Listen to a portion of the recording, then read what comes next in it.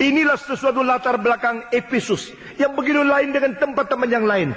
Di Efesus melalui perdebatan itu, akhirnya suara dan kebenaran yang dipercayai oleh orang Kristen sudah dikabarkan sampai menuju kepada banyak tempat di Asia Minor, sehingga bagian Turki Barat sekarang ini seluruhnya sudah mendengar nama Yesus Kristus. Nah, saudara-saudara sekalian, mereka bukan hanya berdebat dengan seperti katak di dalam tempurung yang hanya menutup diri, tapi perdebatan itu sudah menjadi pengaruh kepada masyarakat, pengaruh kepada kebudayaan, pengaruh kepada sekitar tempat.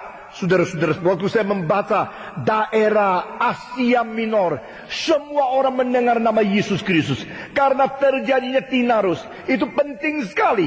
Bagaimana baiknya jika kita mengadakan institut reform, kita adakan STT, kita adakan street, kita adakan tempat latihan-latihan, lalu kita bergumul tentang doktrin. Akibatnya adalah semua murid kita menyebarkan Injil keluar. Saudara-saudara, cilakalah sekolah teologi yang hanya mengisi kepintaran sendiri, tetapi membuntukan jalan keluar dan tidak memberitakan Injil kepada orang luar. Saudara-saudara, cilakalah kita jika kita belajar doktrin, akibatnya adalah kita menikmati sendiri dan kita tidak membagi-bagikan kepada orang yang lain. Tiranus dan perdebatan tentang firman dan doktrin yang benar di tempat Tiranus telah mengakibatkan seluruh Asia Minor mendengar nama Yesus Kristus. Saudara-saudara, pada waktu kita mendengar kota seperti Kaohsiung yang ambisinya luar biasa, itu kota cuma 1,4 juta manusia, tapi sudah mempunyai gedung yang sekarang sedang dibangun 103 susun. Saudara-saudara, yang sudah ada yang 70 susun sudah hampir jadi, yang 45 susun yang saya makan restoran di 44 itu yang tinggi sekali dan mahal sekali. Itu terjadi. Mereka mempunyai ambisi besar sekali, seperti kota Chicago tidak pernah mau kalah sama New York. Kalau New York ada World Trade Center, maka Chicago bikin Sears Tower supaya New York paling tinggi, ya lebih tinggi lagi sedikit. Kaohsiung kota seperti itu, tetapi orang Kristen di sana justru tidak mempunyai ambisi terlalu besar. Sampai sekarang kota Kaohsiung hanya 2,5% orang Kristen saja. Maka kita perlu berdoa supaya Injil dikabarkan di kota seperti itu juga, sehingga orang Kristen di kota yang berambisi juga mempunyai ambisi, sehingga banyak orang boleh mendengarkan Injil. Saudara-saudara, Paulus tidak pernah berhenti dan malas.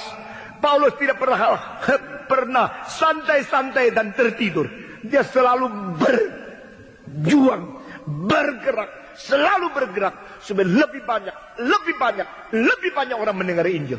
Saudara-saudara, bagi saya pendeta-pendeta penginjil yang tidak mau bergerak, hanya mau menikmati hidup yang tenang untuk sendiri, aman untuk sendiri saja, itu bukan muridku. Dan itu sebenarnya di dalam hatiku tidak terlalu saya senang menjadi rekan-rekan. Saudara-saudara, kita melihat jiwa daripada Paulus, dari Petrus, dari semua rasul, taunya pergi, tidak taunya pulang. Ada satu kalimat yang bikin saya cucur air mata. Seorang mengatakan, abad pertama semua murid Yesus, mereka tidak pernah merencanakan pulang, hanya merencanakan pergi. Asal bisa pergi, Injil ikut pergi terus. Sampai di mana mati, di situ pun tidak apa. Pulang tidak pulang soal kecil, asal Injil dan saya bisa pergi tempat yang lain. Jiwa semacam demikian ini sudah agak kurang di dalam kekristenan abad ke-20. Jiwa semacam demikian sudah kurang di dalam pendidikan teologi. Saudara-saudara, setelah berdebat berapa tahun di Tiranus, Asia Minor, semua sudah mendengar nama Yesus. Semua sudah mendengar doktrin tentang Injil Yesus Kristus. Jika kita mempunyai sekolah teologi, mempunyai street, mempunyai murid begitu banyak, apakah yang sudah dikerjakan?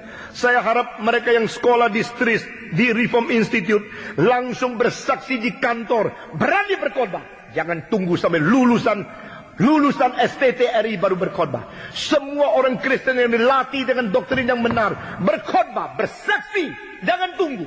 Karena Yesus sudah dekat. Saudara-saudara, inilah keunikan dari kota Efesus. Ketika kita melihat, maka orang yang ilmu sihir melihat kekristenan begitu berkembang, maka mereka mau mengadu. Nah, mereka mau menyatakan kuasa setan juga tidak kalah.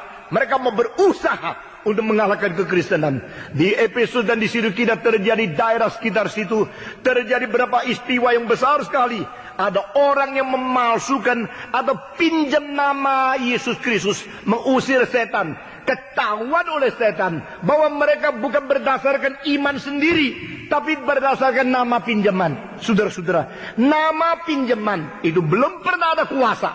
Harus engkau mempunyai iman pribadi, pengalaman, pergumulan, dan sesuatu keberanian menerima tantangan di dalam ketaatanmu kepada Tuhan. Baru engkau diurapi dengan kuasa Roh Kudus. Baru engkau disertai dengan nama Yesus yang berkuasa untuk mengalahkan setan. Saudara-saudara, di dalam pasal 19 di dalam Kisah Para Rasul kita melihat satu hal yang lucu luar biasa. Ada orang ikut rasul demi nama Yesus mengusir setan. Demi nama Yesus yang dikabarkan oleh rasul, saya usir kamu. Setan pergi. Setan bukan saja tidak pergi, loncat keluar dari orang itu, masuk ke dalam orang yang mengusir setan. Saudara-saudara, jadi di sini kita melihat hamba Tuhan yang sungguh dan yang palsu. Yang sungguh ada kuasa Tuhan yang keluar dari dia, sehingga setan tidak bisa berapa-apa. Tapi hamba Tuhan yang pinjaman nama, pinjaman kuasa, yang pinjaman data dari orang lain, bukan saja tidak bisa mengusir setan, hanya mengajak setan datang untuk merasuk mereka sendiri. Ini terjadi di tempat pasal 19. Bukan saja demikian di Efesus, terjadi lagi satu hal yang lain.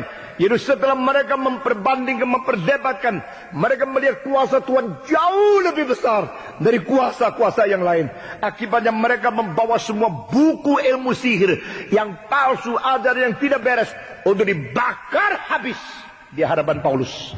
Saudara-saudara, nah ini mengakibatkan satu hal yang begitu gejolak lagi, yaitu begitu banyak orang menganggap keberadaan agama Kristen menjadi ancaman bagi keberadaan mereka secara tradisional. Itu sebab mereka semua datang mau mengkeroyok atau mau menganiaya, mau menindas kekristenan. Dan pada waktu itu, saudara-saudara, seorang berdiri mengatakan, biarlah kita menghancurkan ini. Paulus adalah penghasut, pengacau dunia.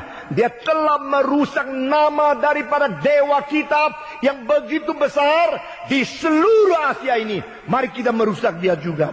Nah, saudara-saudara, Paulus akhirnya menulis buku Efesus berada di dalam penjara.